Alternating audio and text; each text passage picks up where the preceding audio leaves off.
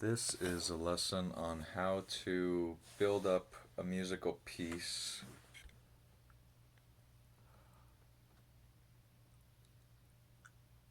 in a way that enters people, in a way that enters us. Most music is used unskillfully, in my view, and assaults our nervous system, like almost all music. And because we go from silence to the song's on, and it's good for the mind, but it's actually like assaulting us. So a build is good. It's like akin to making love. 0 to 100 is desirable for some people, depending on what they're wanting in life, and it's never the kind of the nicest for every level of our being, though. Like, it might be good for our mind and enjoyable on that level, but or our emotions, but it's smooth transitions are good in building up to intensity. There's a big cost to going from 0 to high intensity with anything. So with music, it starts with feeling the space. If we're not in touch with the space, then we're going to clumsily fall into it. Just like in making love, if we're not actually aware of the other person's energy, if we're not attuned, then we're gonna like prematurely. It's like a violation. It's a violation of the nervous system's readiness and boundaries. So it's like, say, with a musical piece, we're really feeling into the silence, and the silence is asking for something. There's a calling, and there's a specific intensity and a certain type of sound that can harmoniously be brought in, and there's other types that cannot. And we have to be honest with ourselves and attune deeply in our body to that. So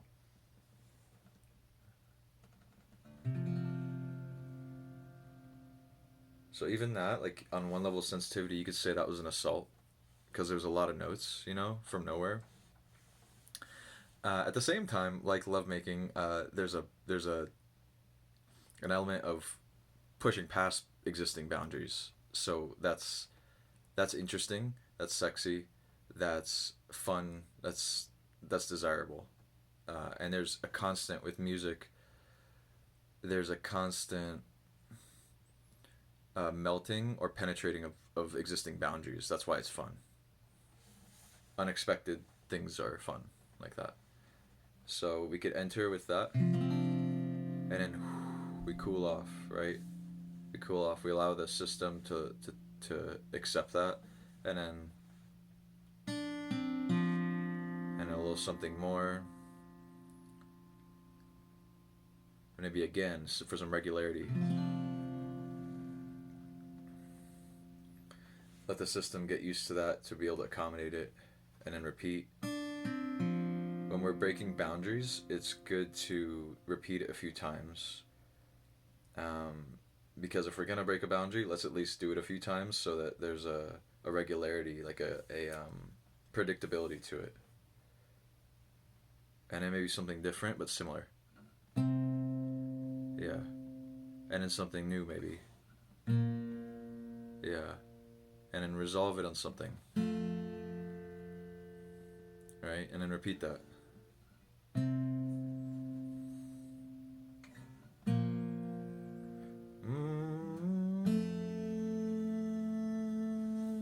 Adding in another texture, another layer that's harmonious.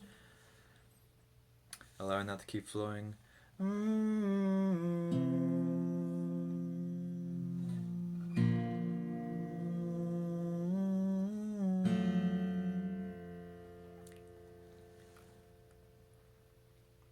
Allowing that space because a lot just happened. And then building up slow. We just broke a lot of boundaries.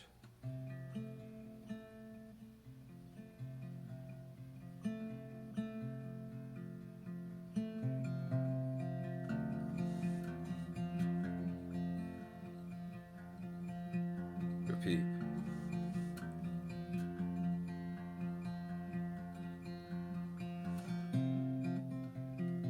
little new.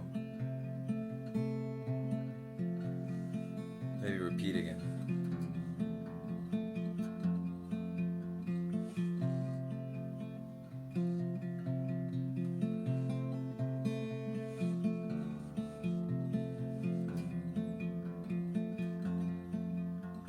The listener trusts us more. When they trust us, we can bring in novelty.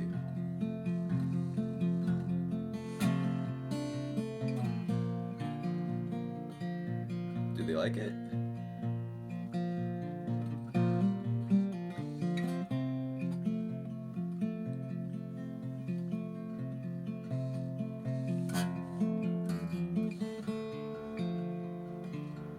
So if I'm gonna bring in novelty like right now, I'm not gonna raise the intensity yet.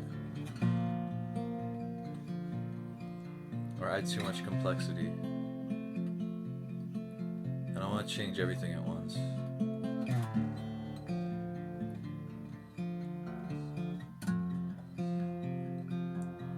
It helps to have your instrument tuned.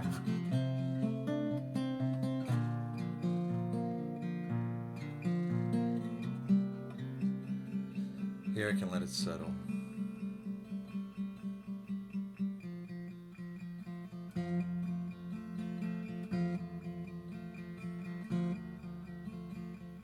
Still interesting. There's novelty. Another layer.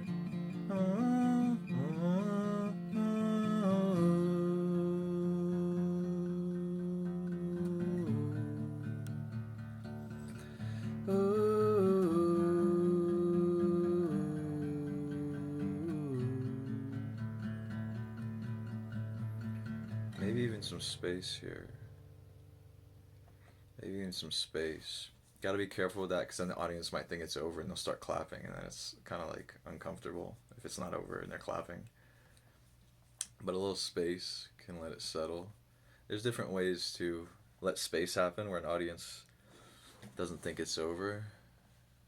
We could keep looking at the instrument, or we can just do notes periodically.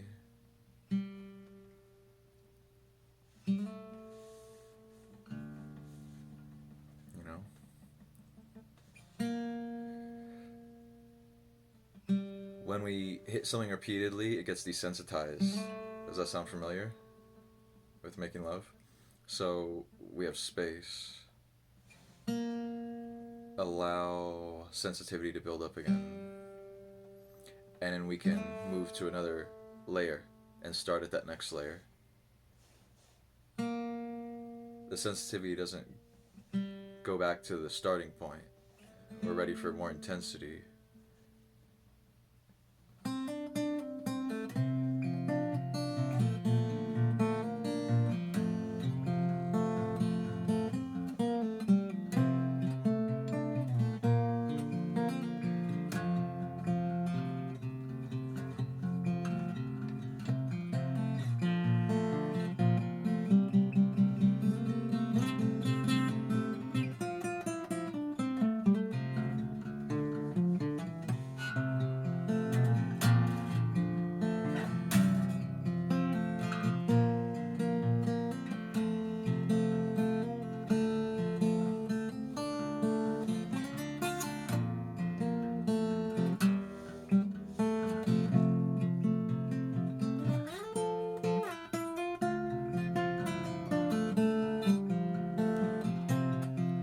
When we're kind of really in it, like now, the system can take a lot. Like, the audience has really accepted us into their nervous system.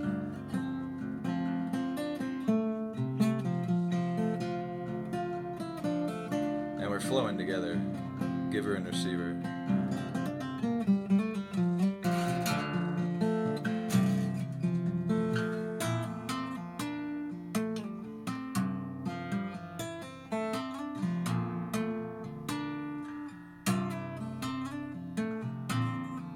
We're both enjoying it. It's less about giver and receiver now, because we're both exploring.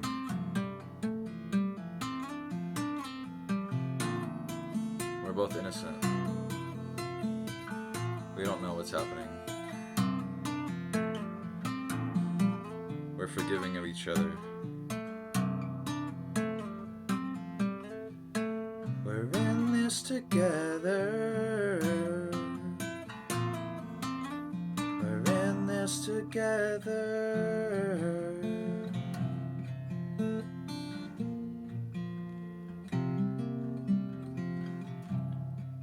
I like to have a wind down period. It's like we're reminiscing on what just occurred. Sitting in the bath of trust we just made with each other. And we're all in this together. We had intensity and now we're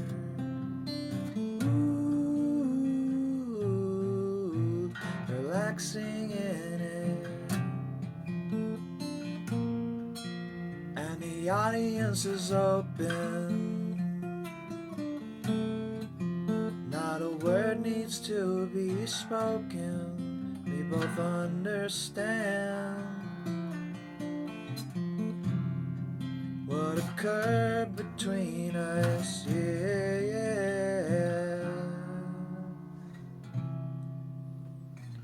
What occurred between us, yeah.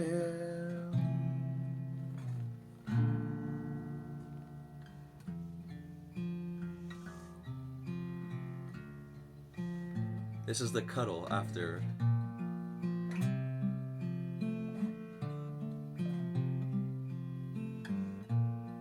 Often we go into our minds right after that and talk about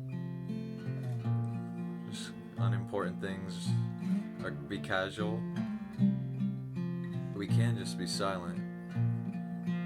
Look into each other's eyes. Feel between us what we realize. Permanently connected, yeah. No undoing what has happened. That's trust. That's trust. So we go up. We have tears.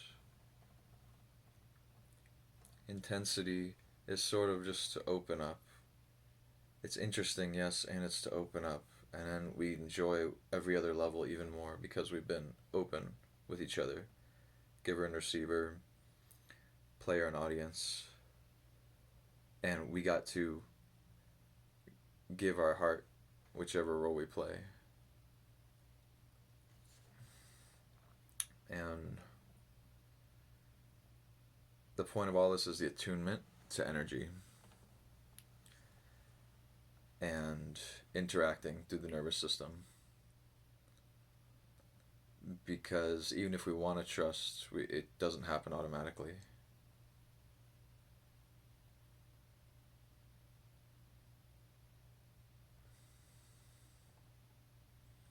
Even if we want to trust, there's art to opening.